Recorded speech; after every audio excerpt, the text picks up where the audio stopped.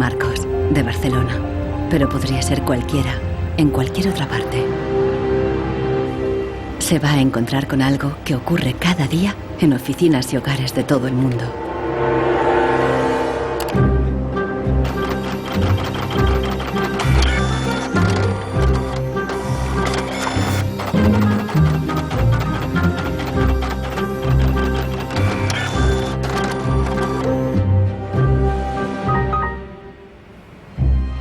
Una pieza de la impresora ha fallado y el fabricante recomienda llevarla al servicio técnico.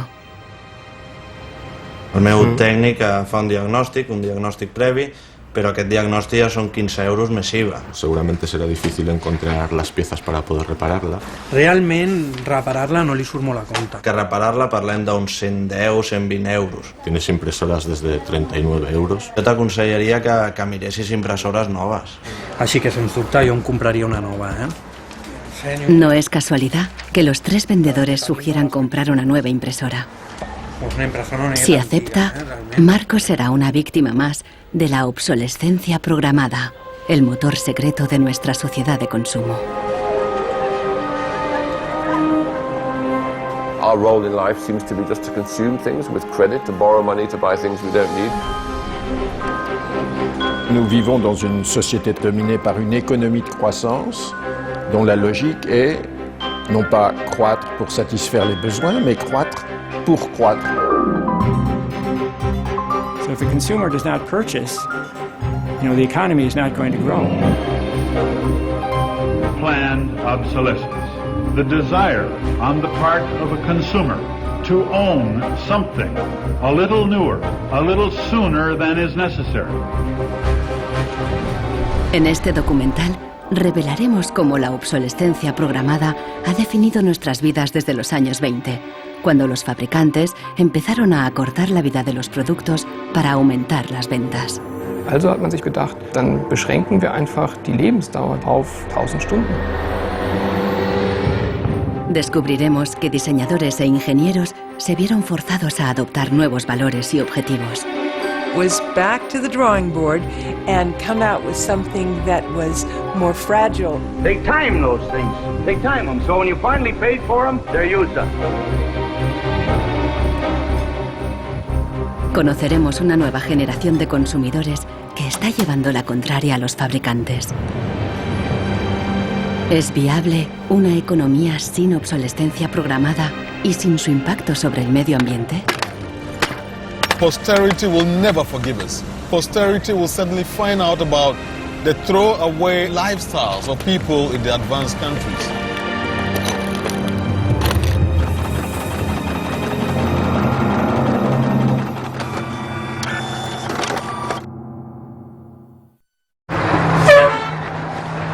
Welcome to Livermore, California, home of the longest burning light bulb in the world.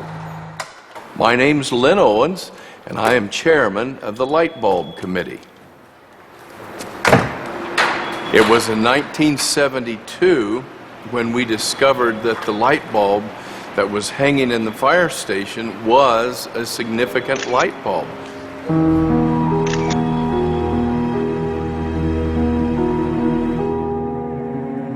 La bombilla de Livermore ha estado funcionando sin interrupción desde 1901. De momento, ya se han agotado 2 webcams y la bombilla va por la tercera.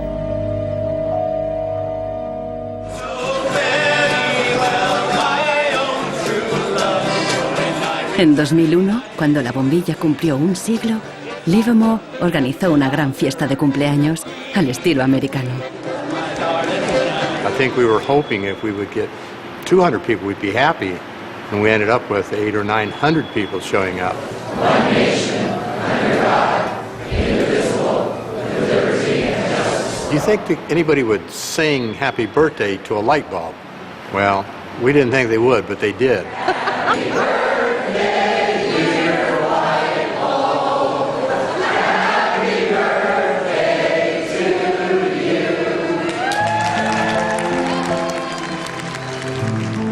The origin of the bulb it was produced in a town called Shelby, Ohio, back around 1895, and put together by some very interesting ladies that I have some pictures of, and some gentlemen that invested in the company.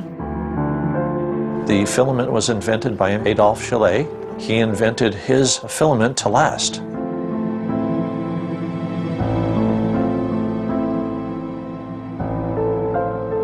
Why does his filament last? I don't know. It's a secret that he made and that died with him. La fórmula para un filamento de larga duración no es el único misterio en la historia de las bombillas. Un secreto mucho mayor es cómo y por qué este humilde producto se convirtió en la primera víctima de la obsolescencia programada. Weihnachten 1924 war ein ganz besonderer Tag. In einem Hinterzimmer in Genf trafen sich einige Herren in Nadelstreifenanzügen, um einem geheimen Plan nachzugehen. Sie gründeten das erste weltweite Kartell, das sich zum Ziel setzte, die Glühbirnenproduktion der gesamten Länder zu kontrollieren und den Kuchen namens Weltmarkt unter sich aufzuteilen. Dieses Kartell hat den Namen Phoebus.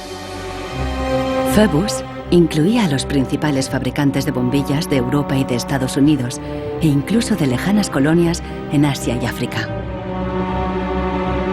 Das Ziel ist gewesen, Patente auszutauschen, die Produktion zu kontrollieren und vor allem aber den Verbraucher zu kontrollieren. Es ist umso besser für diese Firmen, wenn der Verbraucher regelmäßig Glühlampen kauft, und wenn die Glühlampen lange brennen, ist das ein ökonomischer Nachteil. En un principio, la meta de los fabricantes era una larga vida para sus bombillas. On October 21st, 1871, numerous experiments resulted in the production of a small unit lamp of comparatively enormous resistance. The filament being under conditions of great stability after the result. En 1881, Edison puso a la venta su primera bombilla. Duraba 1500 horas. En 1924, cuando se fundó el cártel Phoebus, se anunciaban con orgullo 2500 horas de vida útil y los fabricantes destacaban la longevidad de sus bombillas. Also hat man sich bei Phoebus gedacht, dann beschränken wir einfach die Lebensdauer dieser einzelnen Glühbirnen auf 1000 Stunden. 1925 wird ein entsprechendes Komitee gegründet, das 1000-Hour Life Committee, was sich zum Ziel setzt, auf technischer Basis die Lebensdauer der Glühlampen auf diese Brenndauer zu beschränken. Más de 80 años después, Helmut Höge, un historiador de Berlín, encuentra pruebas de las actividades del comité ocultas entre los documentos internos de los miembros del cártel. Empresas como Philips en Holanda, Osram en Alemania y Lámparas Z en España. Hier haben wir ein Kartelldokument, da steht: The average life of lamps for general lighting service must not be guaranteed, published or offered for another value than 1000 hours.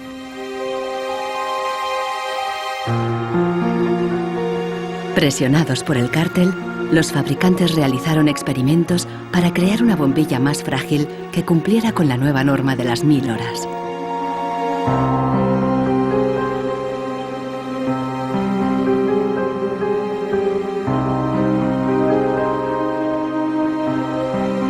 La fabricación estaba rigurosamente controlada para asegurarse de que se cumplía la norma. Eine Maßnahme bestand beispielsweise darin, einen Prüfstand zu errichten, in dem viele kleine Sockel zu finden sind, in die dann wiederum einzelne Exemplare aus verschiedenen Produktionsreihen eingeschraubt wurden, und Firmen wie Osram haben dann genauestens protokolliert, wie lange diese Lampen brannten. Phoebus creó una complicada burocracia para imponer sus reglas. Los fabricantes eran multados severamente si se desviaban de los objetivos marcados.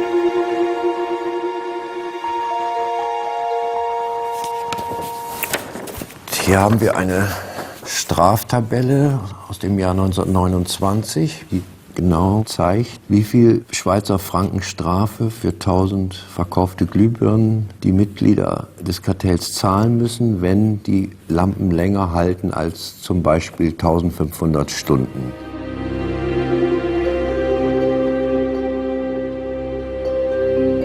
A medida que la obsolescencia programada surtía efecto, la vida útil empezó a caer. En solo 2 años pasó de 2.500 horas a menos de 1.500. En los años 40, el cártel ya había conseguido su objetivo. Una bombilla estándar duraba 1.000 horas. I can see how this was very tempting in 1932. I think at the time sustainability was actually substantially less of an issue because I don't think they looked at the planet as being one with finite amount of resources. They looked at it as from an abundance perspective. Ironically, the light bulb has always been a symbol for ideas and innovation, and yet it's one of the early and best examples of planned obsolescence. En las décadas siguientes se patentaron docenas de nuevas bombillas, incluso una que duraba 100.000 horas. Pero ninguna llegó a comercializarse. Offiziell hat es ja Phoebus eigentlich nie gegeben, wenn auch diese Spuren der Öffentlichkeit nie ganz verborgen gewesen sind. Die Strategie dahinter ist, sich in bestimmten Zeitabständen immer wieder umzubenennen. Dann heißt es mal internationales Elektrizitätskartell, dann mal wieder irgendein anderer Name. Entscheidend ist, dass diese Idee als Institution natürlich weiter besteht.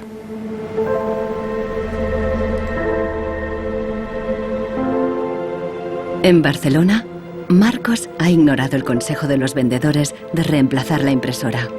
Está decidido a repararla y ha encontrado a alguien en Internet que ha descubierto qué le ocurre a su impresora. It's the dirty little secret of inkjet printers. I tried to print a document and it said parts inside your printer require replacement, so I decided to do a little servicing of my own. Hello, Marcos. I got your message. Marcos ha contactado con el autor del video. How are you? I looked into it, and it turns out that there's a thing in the bottom of the printer called a waste ink reservoir.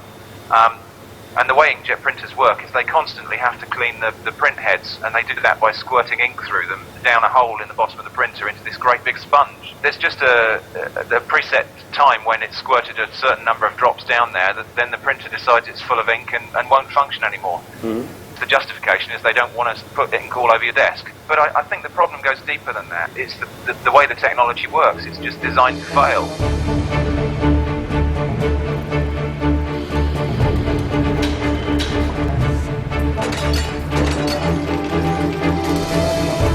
La obsolescencia programada surgió al mismo tiempo que la producción en masa y la sociedad de consumo.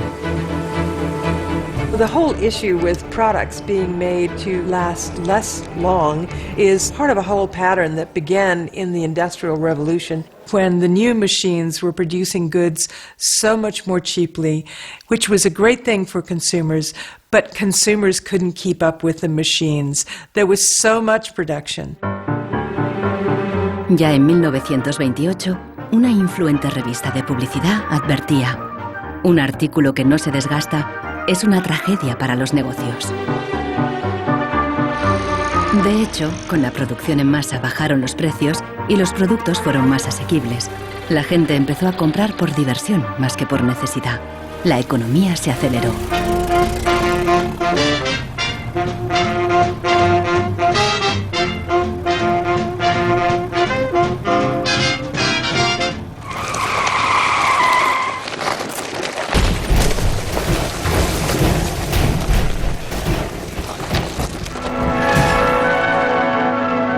En 1929, la crisis de Wall Street frenó en seco la incipiente sociedad de consumo y llevó a los Estados Unidos a una profunda recesión económica. Unemployment reached staggering proportions. By 1933, 1/4 of our labor force was unemployed. Las colas ya no eran para comprar, sino para pedir trabajo y comida. Desde Nueva York llegó una propuesta radical para reactivar la economía. Bernard London, un prominente inversor inmobiliario, sugirió salir de la depresión haciendo obligatoria la obsolescencia programada. Era la primera vez que el concepto aparecía por escrito. London planteaba que todos los productos tuvieran una vida limitada, con una fecha de caducidad, después de la cual se considerarían legalmente muertos. Los consumidores los devolverían a una agencia del gobierno para su destrucción. He was trying to achieve a balance between capital and labor where there would always be a market for new goods. So there would always be a need for labor and there would always be a reward for capital. Bernard London creía que con la obsolescencia programada obligatoria, las fábricas seguirían produciendo, la gente continuaría consumiendo y habría trabajo para todos.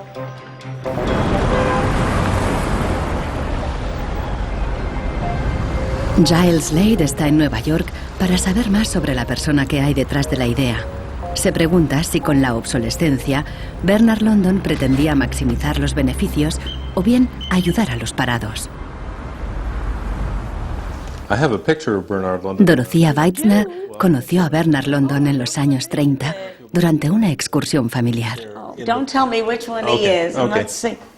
Ah, isn't that interesting? Yes. Definitely intellectual looking. And you met Bernard London in 1933. When I was about 16, 17, my dad and mother had this big Cadillac car, which was the size of a Zeppelin. Mother was driving like a chauffeur. Dad was in the front, and Mr. and Mrs. London were in the back of the big limousine. Dad said that Mr. London should explain his philosophy to me. He's a very interesting man.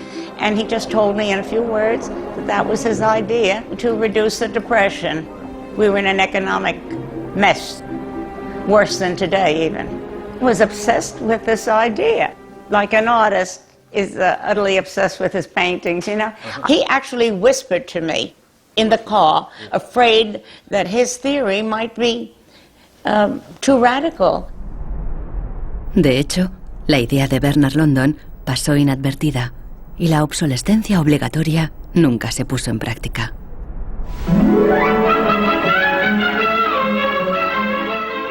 Veinte años más tarde, en los años 50, la obsolescencia programada resurgió, pero con un giro crucial. Ya no se trataba de obligar al consumidor, sino de seducirle. Planned obsolescence. The desire on the part of a consumer to own something a little newer, a little better, a little sooner than is necessary. We certainly in America and by now. Esta es la voz de Brooks Stevens, el apóstol de la obsolescencia programada en la América de la posguerra. Este elegante diseñador industrial creó desde electrodomésticos hasta coches y trenes, contando siempre con la obsolescencia programada. A tono con la época, los diseños de Brooks Stevens transmitían velocidad y modernidad. Hasta su casa era inusual. This is the home that my father designed and that I grew up in. When it was being built out in the suburbs, everybody thought it was going to be the new Greyhound bus station because it did not look like a traditional home. One of the most important things that my father felt always in designing a product is that it made a statement. He detested products that were bland and really did not, create any desire within the consumer to inspire the purchase.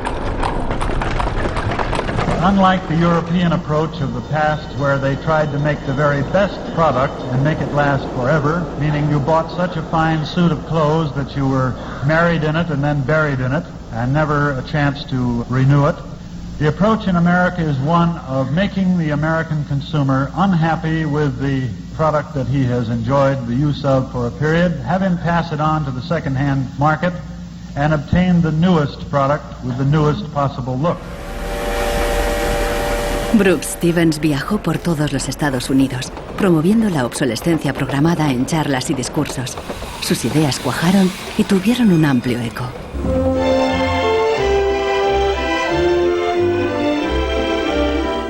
Women and men alike are increasingly interested in the look of things. They eagerly give their attention to what's new and beautiful and advanced. El diseño y el marketing seducían al consumidor para que deseara siempre el último modelo. My father never designed a product to intentionally fail or become obsolete for some functional reason in a short period of time. Planned obsolescence is absolutely at the consumer's discretion. No one is forcing the consumer to go into the store and purchase a product. They go in under their own free will. That's their choice.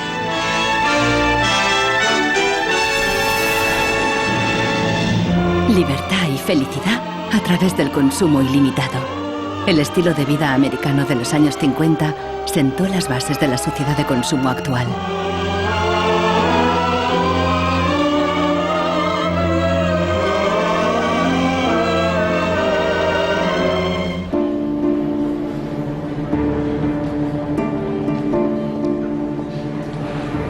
See, without planned obsolescence, these places wouldn't exist. There wouldn't be any products, there wouldn't be any industry, there wouldn't be any designers, architects, there wouldn't be any salespeople, cleaners, there wouldn't be any security guards. All the jobs would go. So how often do you change your mobiles?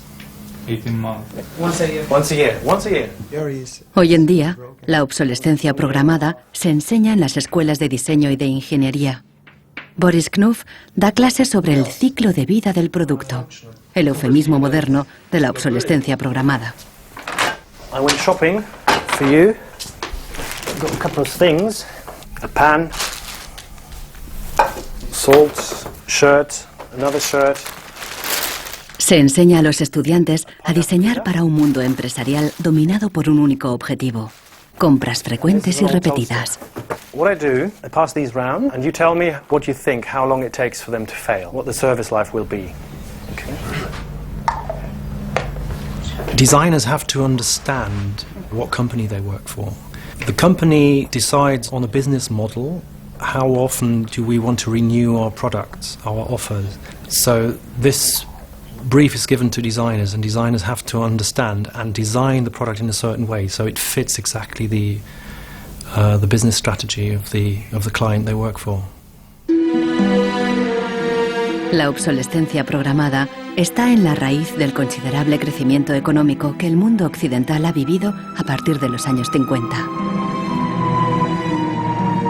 Desde entonces, el crecimiento ha sido el santo grial de nuestra economía. Nous vivons dans une société de croissance dont la logique est non pas croître pour satisfaire les besoins, mais croître pour croître, croître à l'infini, faire croître sans limite la production et pour justifier cette croissance de la production, faire croître sans limite la consommation. Serge Latouche, un destacado crítico de la sociedad del crecimiento, escribe a menudo sobre sus mecanismos. Au fond, il y a trois instruments fondamentaux qui sont la publicité, l'obsolescence programmée et le crédit.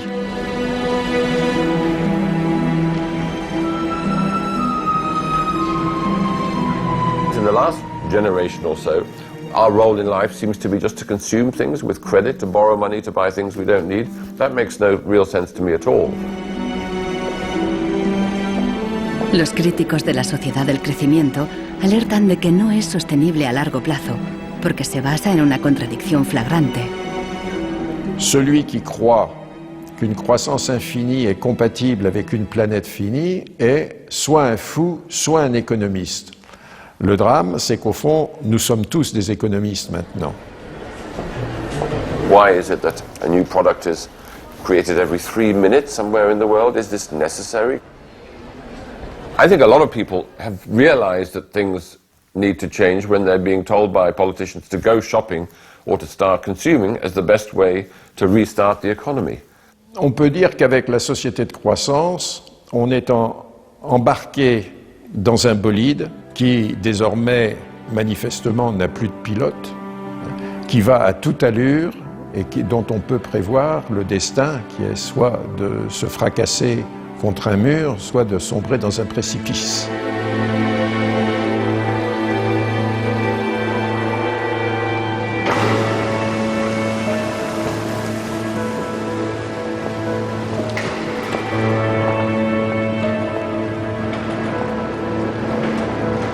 Consultando manuales de instrucciones, Marcos se da cuenta de que los ingenieros determinan la vida útil de muchas impresoras al diseñarlas.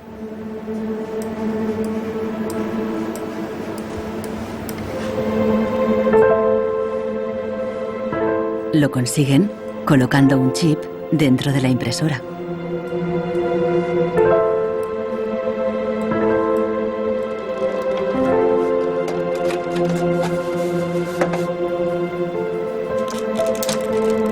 Hi ha trobat el xip, que és una EEPROM, que és un xip on es guarda una compta d'impressions.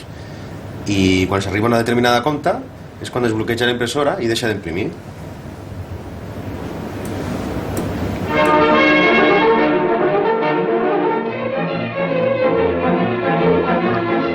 ¿Qué opinan los ingenieros cuando tienen que diseñar un producto para que falle? El dilema se refleja en un clásico del cine británico de 1951, donde un joven químico inventa un hilo que no se desgasta nunca. El químico cree que ha conseguido un gran progreso.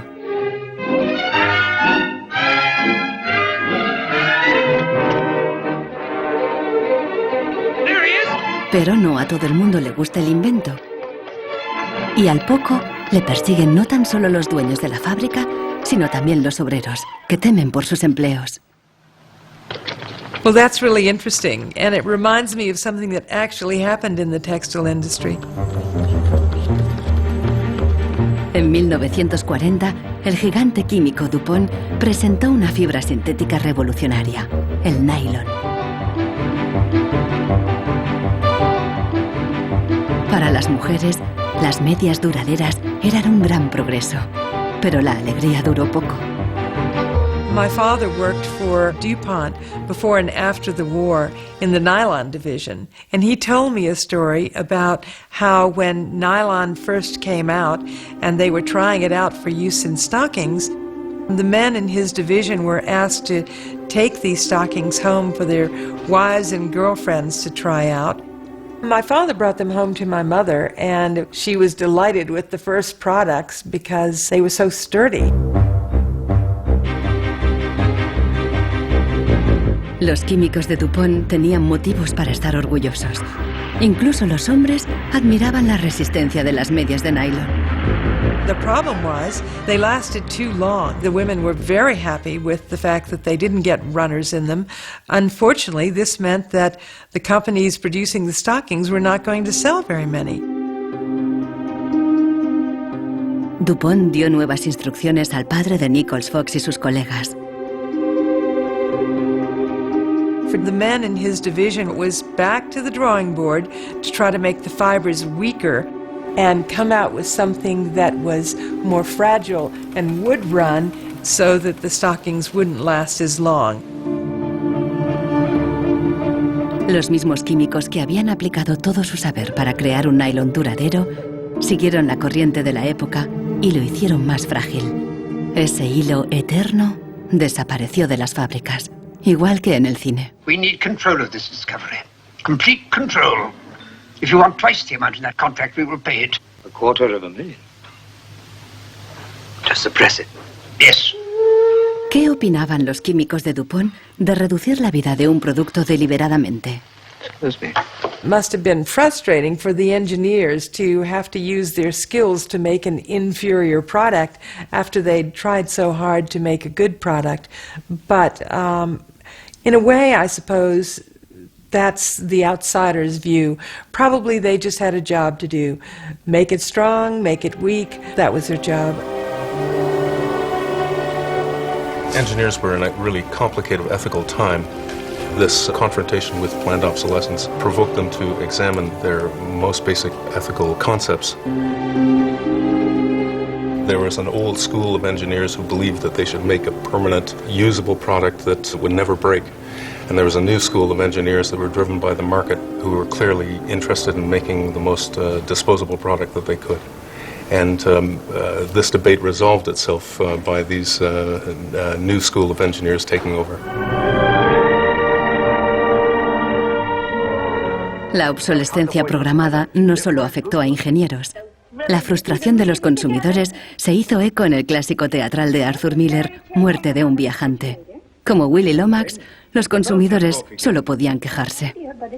Once in my life, I'd like to own something outright before it's broken. I'm always in a race with the junkyard. Just finished paying for the car and it's on its last legs. The refrigerator consumes belts like a crazy maniac. They time those things. They time them, so when you finally paid for them, they're used up. Los consumidores no sabían que al otro lado del telón de acero, en los países del bloque del Este, había una economía entera sin obsolescencia programada.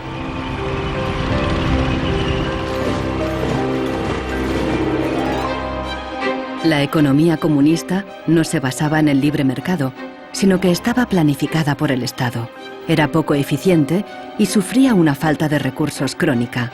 En ese sistema, la obsolescencia programada no tenía ningún sentido. En la antigua Alemania del Este, la economía comunista más eficiente, las normas estipulaban que las neveras y las lavadoras debían funcionar durante 25 años. Hier dieser DDR-Kühlschrank, den habe ich 1985 gekauft. Der ist also mindestens 24 Jahre alt. Und die Glühbirne ist ebenso alt, habe ich noch nie ausgewechselt. Die ist also auch schon fast 25 Jahre alt. En 1981, una fábrica de Berlín Este empezó a producir una bombilla de larga duración. La presentaron en una feria internacional en busca de compradores occidentales. Als die ostdeutschen Glühlampenhersteller 1981 diese Langlebensdauerglühlampen auf der Hannoveraner Messe präsentierten, meinten ihre Westkollegen, ihr wollt euch wohl alle arbeitslos machen. Woraufhin die NAVA-Leute, Ingenieure, antworteten, nein, im Gegenteil, indem wir Ressourcen schonen und den Wolfram nicht verpulvern, behalten wir gerade unsere Arbeitsplätze. Los occidentales rechazaron la bombilla. En 1989 cayó el muro de Berlín. La fábrica cerró y la bombilla de larga duración dejó de producirse. Ahora solo se puede ver en exposiciones y museos.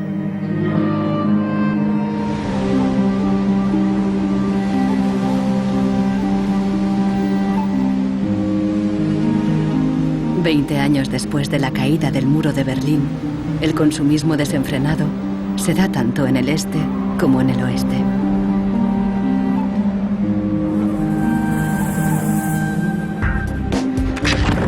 Con una diferencia. En la era de Internet, los consumidores están dispuestos a luchar contra la obsolescencia programada. The first movie we made that really broke through was a movie about the iPod. And I was completely broke. And I had gotten this iPod, it was like $500, $400. And about 8 months later, 12 months later maybe, the battery died in it. And I called Apple to ask them to replace the battery. And their policy at the time was to tell their customers to buy a new iPod. You might as well go get a new one. Apple doesn't offer? No. Apple doesn't offer a new battery for the iPod? No. It wasn't that the battery died that was annoying, because in my Nokia cell phone, the battery dies, you buy a new battery. Even in my Apple laptop, when the battery would die, you replace the battery. But in the iPod, this expensive piece of hardware, when the battery died, you had to replace the entire unit. So it was my brother's idea to make a movie about just that. We went around with a stencil, spray painting on every iPod advertisement we saw in town. iPod's unreplaceable battery lasts only 18 months. We put the video on our own little site, iPodsDirtySecret.com. In the first month, 6 weeks, it was at 5-6 million views. And the site went absolutely bananas. Una abogada de San Francisco, Elizabeth Pritzker, oyó hablar del vídeo y decidió demandar a Apple por el tema de la batería del iPod. Medio siglo después del caso del cártel, la obsolescencia programada llegaba de nuevo a los tribunales. When we brought this litigation, this was 2 years after the iPod was introduced, Apple had sold about 3 million iPods nationwide in the United States. Buena parte de esos iPods tenían problemas con la batería y sus propietarios estaban dispuestos a ir a los tribunales. Uno de ellos era Andrew Westley. We selected from amongst the consumers who had called us individuals who would serve as representatives in a class action. A class action is really a device that's fairly unique to the United States, where a small group of people stands in the shoes of a large group to bring one claim before a court. My role in that case was as class representative on behalf of thousands, maybe tens of thousands of people. The case came to be known as Wesley versus Apple. When my friends and family learned that this was a major case, they thought I was, becoming a radical. Here I am going to sue, I was the next Erin Brockovich. En diciembre de 2003, Elizabeth Pritzker presentó la querella ante el Tribunal del Condado de San Mateo, a un tiro de piedra de la sede central de Apple. We asked Apple for a number of technical documents regarding the battery life in the iPod, and we received a lot of technical data about the battery design, about the testing of the battery, and learned through that discovery that the type of the lithium battery that was contained within this iPod was designed, by design, to really only have a short period of life. I do think that Apple's development of the iPod was intended to be one of planned obsolescence. Después de meses de tensión, las dos partes llegaron a un acuerdo. Apple creó un servicio de recambio y prolongó la garantía a 2 años. Los querellantes recibieron una compensación. One thing that really bothers me personally is that Apple really promotes itself as a young, hip, forward-thinking company, and for a company like that not to have a good environmental policy that allows consumers to return products for proper recycling and disposal really is really counterintuitive and counter to their message.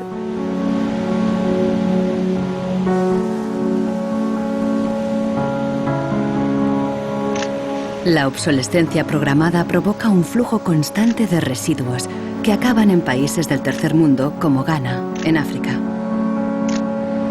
It's been between 8 and 9 years now when I noticed that loads and loads of containers were coming to this country with electronic waste. We're talking about end-of-life computers, end-of-life television sets, which nobody wants in the developed countries. Un tratado internacional prohíbe enviar residuos electrónicos al tercer mundo. Pero los mercaderes usan un simple truco: declararlos productos de segunda mano.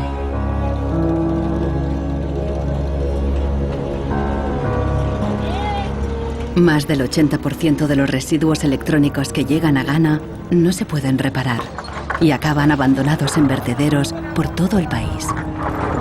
We are at the dump site here in Agbogboshi.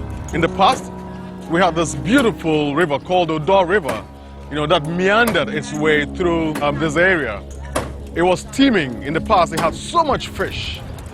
So we actually attended a school not very far away from here. So we'd come play football and hang around the river. The fishermen would organize boat rides, I remember very well. But now it's all finished, it's all gone. And that makes me really, really sad. And it makes me angry.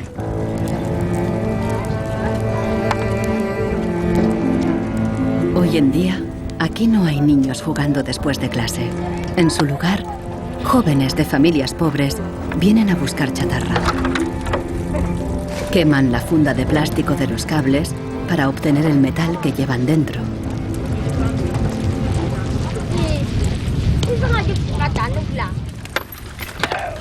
Los niños más pequeños rebuscan en los restos para encontrar cualquier pequeño trozo de metal que los mayores hayan olvidado.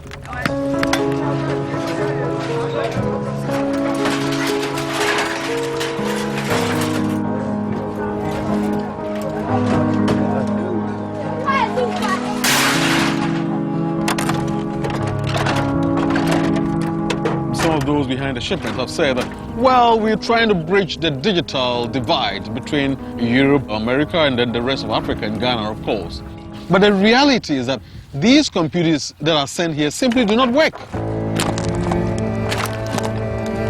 There's no point in receiving electronic waste when you cannot deal with it, more so when you did not produce it and your country is being used as the world's trash bin.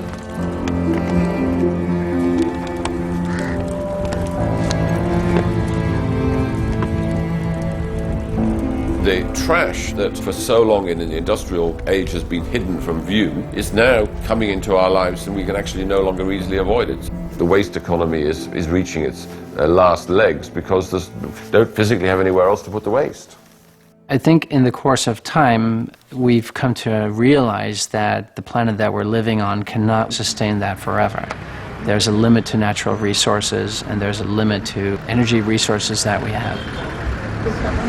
Posterity will never forgive us. Posterity will certainly find out about the throwaway attitudes, the throwaway lifestyles of people in the advanced countries. Gente de todo el mundo ha empezado a actuar contra la obsolescencia programada. Mike Anane lucha desde el final de la cadena. Ha empezado recopilando información. This is where I keep the e-waste that have asset tags or property tags. This says Amu Center Nordvest Zeeland. It's from Denmark. This is from Germany, sent here simply to be dumped. Westminster College. Apple should know better. It's a company that claims to be so green. There's a lot of Apple products that are being dumped here. I have a database that contain the asset tags, the contact addresses, telephone numbers of the companies that owned the electronic waste that have been dumped in Ghana. Mike piensa convertir esta información en pruebas para una denuncia ante un tribunal.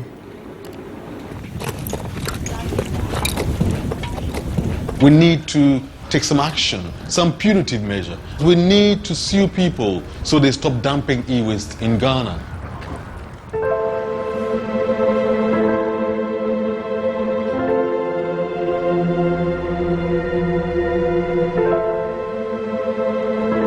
Marcos está en internet de nuevo buscando cómo alargar la vida de su impresora. Una web de Rusia parece ofrecer un software gratuito para impresoras con un chip contador. El programador se ha tomado la molestia de explicar su motivación personal. This happens due to bad construction. This is their business model, not a good one for user and environment. So I looked and found a way to make user-friendly software to allow active users reset an input counter. Marcos no sabe qué puede pasar, pero decide bajarse el software de todos modos. Desde un pequeño pueblo en Francia, John Zacara lucha contra la obsolescencia programada, ayudando a gente de todo el mundo a compartir ideas de negocio y de diseño. In all poorer countries, things are repaired automatically. The notion you throw a product away just because it breaks for some reason is completely unknowable and unthinkable, actually, to somebody in the south. In India, there's an actual word, jugaad, to describe this tradition of being able to fix things pretty much regardless of the complexity of it. We try to find people who are actively doing projects in the world rather than just talking about things or making abstract statements about how awful things are or what has to be changed. Uno de ellos es Warner Phillips, descendiente de la dinastía de los fabricantes de bombillas. I remember my grandfather taking me to one of the Philips factories in Eindhoven to show me how light bulbs were mass manufactured in factories, which is very, very cool.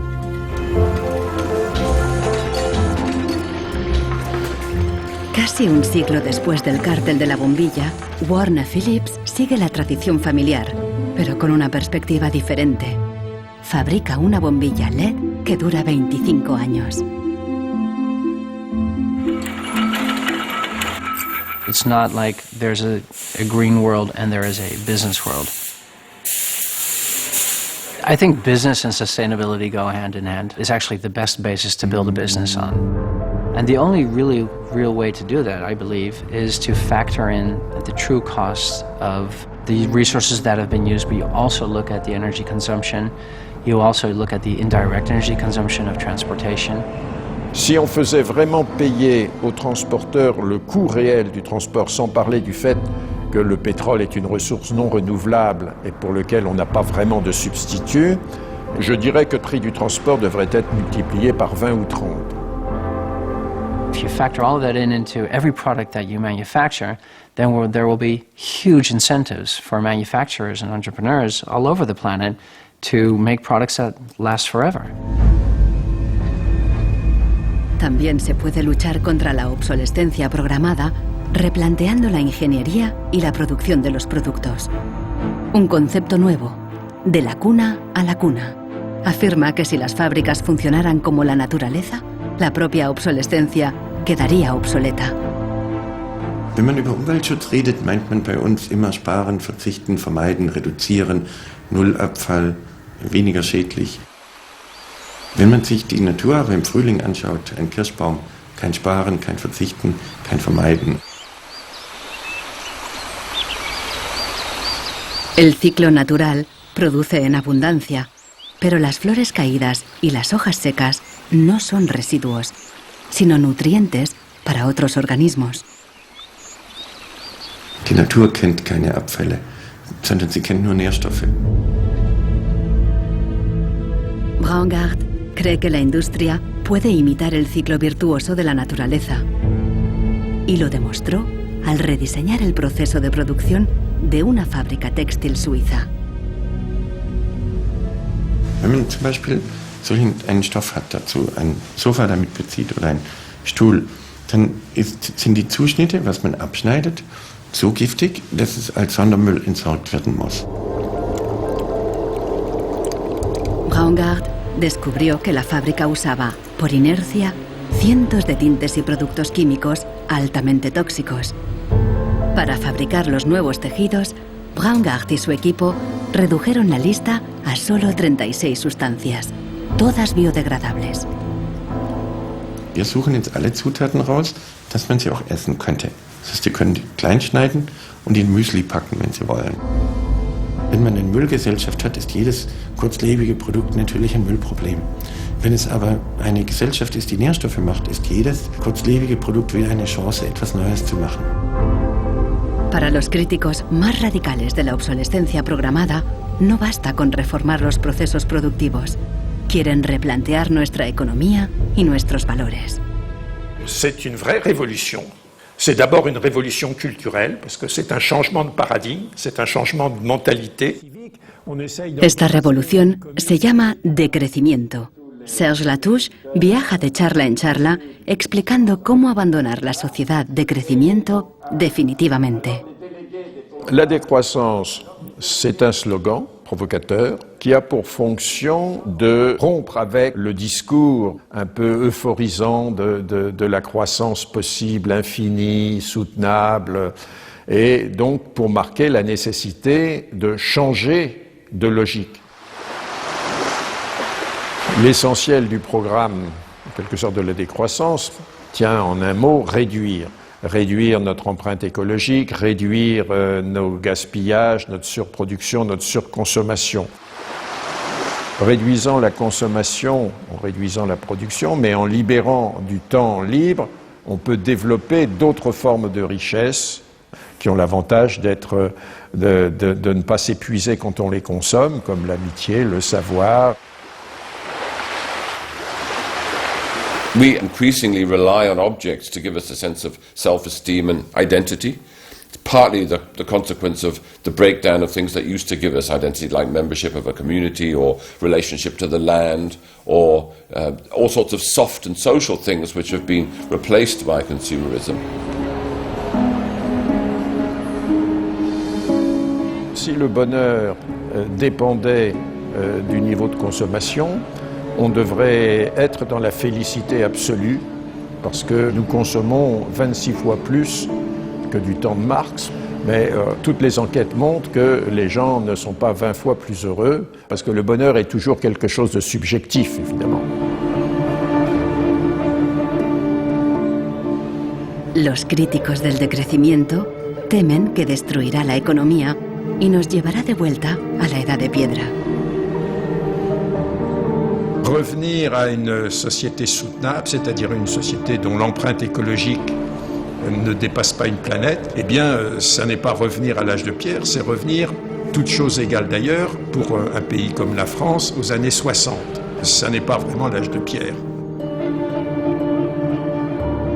On peut dire que la société de décroissance réalise la vision de Gandhi qui disait le monde est assez grand pour satisfaire les besoins de tous, mais il sera toujours trop petit pour satisfaire l'avidité de quelques-uns.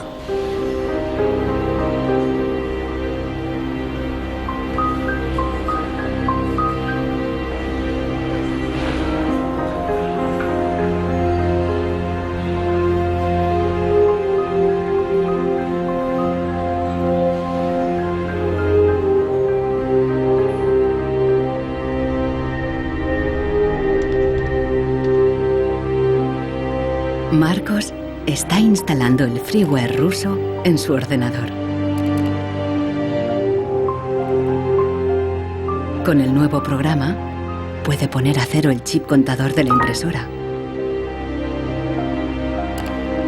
La impresora se desbloquea inmediatamente.